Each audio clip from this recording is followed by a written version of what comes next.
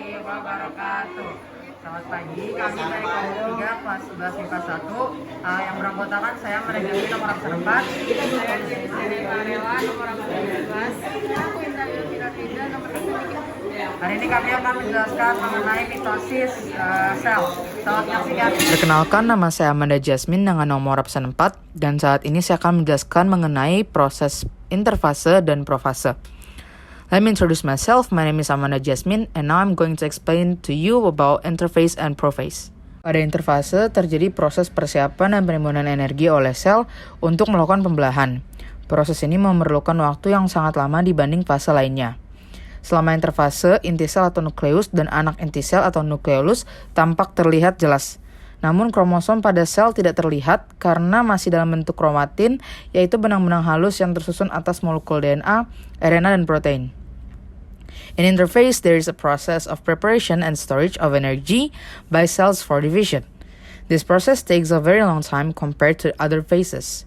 During interphase, the cell nucleus and daughter cell nucleus or nucleolus are clearly visible.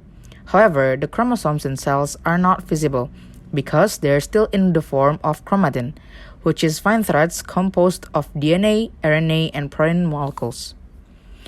Di bagian luar inti sel terdapat sentrosom, yaitu organel sel yang berfungsi untuk mempertahankan jumlah kromosom antara sel induk dan sel anak agar tetap sama selama pembelahan sel. Pada sel hewan, setiap sentrosom akan mengandung sepasang sentriol yang berbentuk seperti badan silindris kecil. On the outside of the cell nucleus, there is a centrosome, which is a cell organelle that functions to maintain the number of chromosomes between parent and daughter cells, to remain the same during the cell division. Well, even animal cells, each centrosome will contain a pair of centrioles that are shaped like small cylindrical bodies.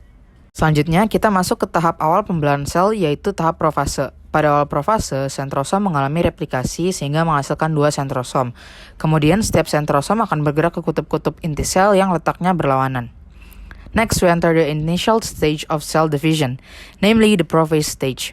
At the beginning of prophase, the centrosome undergoes replication, resulting to centrosomes. Then, each centrosome will move to the opposite poles of the cell nucleus. Di saat yang bersamaan, mikrotubulus mulai terlihat di antara 2 sentrosom. Mikrotubulus ini merupakan serat protein panjang yang memanjang dari sentriol ke segala arah. Lama-kelamaan, mikrotubulus akan membentuk seperti gulungan benang yang bisa kita sebut dengan benang-benang spindle. At the same time, microtubules begin to appear between the 2 centrosomes. These microtubules are long protein fibers that extend from the centriole in all directions. Over time, microtubules will form like threads that we can call spindle threads. Di tahap pembelahan sel ini juga, benang-benang kromatin mulai mengalami penebalan yang kemudian membentuk kromosom. Nah, kromosom ini terdiri dari 2 kromatid identik yang terikat pada sentromer atau kepala kromosom. Setiap sentromer memiliki 2 kinetokor yang merupakan formasi protein dan menjadi tempat melekatnya benang-benang spindle nantinya.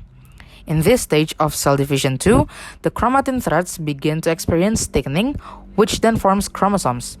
Well, this chromosome consists of 2 identical chromatids that are attached to the centrosome, or head of the centrosome.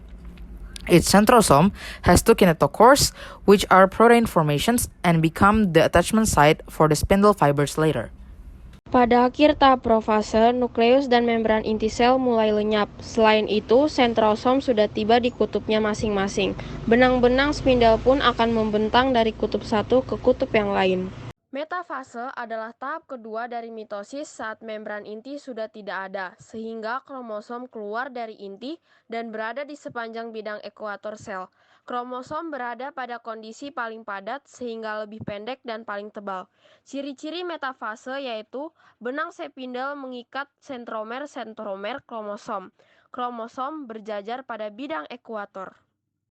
Tahap anafase ditandai dengan pemisahan kromatid dari bagian sentromer yang kemudian membentuk kromosom baru. Masing-masing kromosom ditarik oleh benang-benang spindle menuju kutub yang berlawanan. Jumlah kromosom yang menuju ke kutub yang satu akan sama dengan jumlah kromosom yang menuju ke kutub lainnya. Pada tahap akhir anafase, kromosom hampir sampai ke kutubnya masing-masing. Selain itu, sitokinesis juga mulai terjadi. Sitokinesis merupakan fase pembelahan atau pemisahan sitoplasma, organel, dan membran selular. Pembelahan ini dimulai dari pinggir sel atau membran sel menuju ke bagian tengah sel, sehingga akan menghasilkan dua sel yang disebut sel anak. Selanjutnya, tahap telofase. Proses yang terjadi pada tahap telofase adalah kromosom pada masing-masing kutub kembali menipis menjadi benang-benang kromatin. Lalu nukleus dan membran inti kembali terbentuk. Selanjutnya, terjadi penebalan membran sel di bagian ekuator sehingga sitoplasma terbagi menjadi dua, atau terbentuk dua anak sel baru yang identik dengan sel induk.